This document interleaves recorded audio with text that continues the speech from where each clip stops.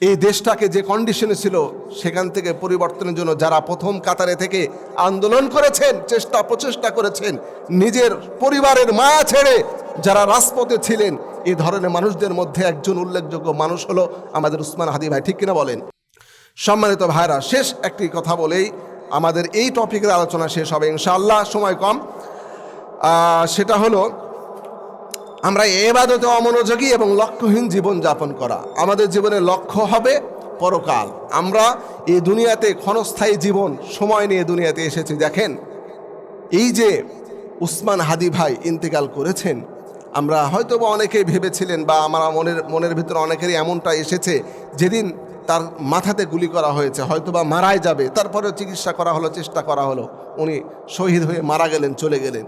কখনো কি সে ভেবেছিল আমি যুবক বয়সে মৃত্যুবরণ করব? বলেন, কেউ ভেবেছিল? কেউ ভাবে? কেউ ভাবে না ভাই। আমি তো কখনো ভাববো না যে আমি কেবল এক সন্তানের বাবা, আমি যুবক, কেমনে এখনই মারা যায়। নর্মাল সেন্সে মানুষ কিন্তু এটা ভাবে না যে যৌবনকালেই আমি মৃত্যুবরণ করব। তা আমি বুঝাতে চাচ্ছি আমাদের লক্ষ্যটা হলো পরকালীন জীবন। বিকজ এই ছোট্ট দুনিয়ার জীবনটা আজ শুরু হবে, কালকেই শেষ হয়ে যেতে পারে। আজকে সন্তান জন্ম নিয়েছে, আজকেই মারা যেতে পারে। আজকে আমার 20-25 বছর বয়স, তাগড়া যুবক, প্রচুর শক্তি, টাকা পয়সা, সম্পদ, ক্ষমতা সব আমার আছে, কিন্তু আজকেই যে আমি মারা যেতে পারি, এটা নিঃসন্দেহে হতে পারে না? বলেন, হতে পারে। সুতরাং এই দুনিয়ার সামান্য 30, 40, 60, 70 বছর জীবনটা আমার মূল মাকসাদ, মূল জীবন হতে পারে না। আমার মূল জীবন হবে, আমার মূল সময় হবে পরকাল। সেই পরকালের লক্ষ্যে, পরকালকে লক্ষ্য করে আমাদেরকে দুনিয়ার এই ছোট জীবন চালাতে হবে।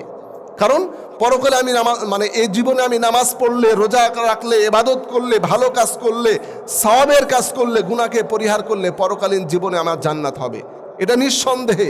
এজন্য পরকালীন জীবনকে টার্গেট করে যদি আমরা এই দুনিয়ার জীবন চালাতে পারি, তাহলে আমি আপনি সফল হব, অন্যথায় না।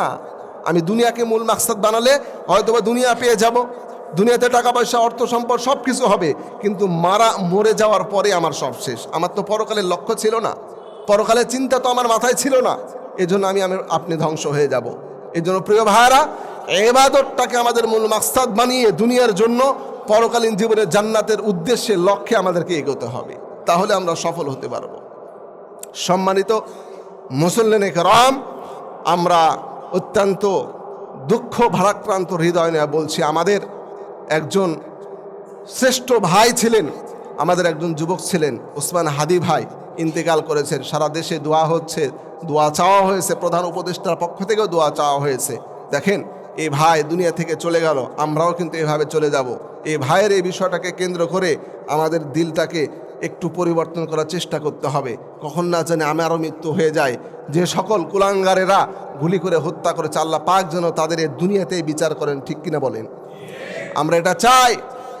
এই দেশটাকে যে কন্ডিশনে ছিল সেখান থেকে পরিবর্তনের জন্য যারা প্রথম কাতারে থেকে আন্দোলন করেছেন, প্রচেষ্টা করেছেন, নিজের পরিবারের মায়া ছেড়ে যারা রাজপথে ছিলেন, এই ধরনের মানুষদের মধ্যে একজন উল্লেখযোগ্য মানুষ হলো আমাদের উসমান হাদি ভাই। ঠিক কিনা বলেন? এই ভাইকে যারা হত্যা করেছে, আমরা তাদের জন্য প্রতিবাদ গড়ে তুলব, তাদের যেন অতি বিলম্বে শাস্তি হয় এবং প্রকাশিত শাস্তি হয়, আমরা এটা চাই। আর তাদের হয়ে যে সকল ভারতের দালালেরা বাংলাদেশে এখনো কাজ করতেছে, এদেরকে চিহ্নিত করে ধরে ধরে শাস্তির আওতায় আনতে হবে। ঠিক কিনা বলেন? তাহলে ভবিষ্যতে এমন সাহস আর কেউ পাবে না। কেন পায় জানেন? একের পর এক অন্যায় হতে থাকে। এজন্য যখন অন্যায় হয়, ওই অন্যায়ের প্রকৃত শাস্তি, অন্যায়ের প্রকৃত প্রতিবাদ আমরা মুহূর্তে করতে পারি না, এটা আমাদের দুর্বলতা। এই জন্য সুযোগ পেয়ে যায় পরবর্তীতে। প্রিয় ভাইয়ারা, আমরা উসমান হাদি ভাইয়ের জন্য দোয়া করব, আল্লাহ পাক যেন তাকে জান্নাতের উচ্চ মাকাম দান করেন। সকলে বলেন আল্লাহুম্মা আমিন।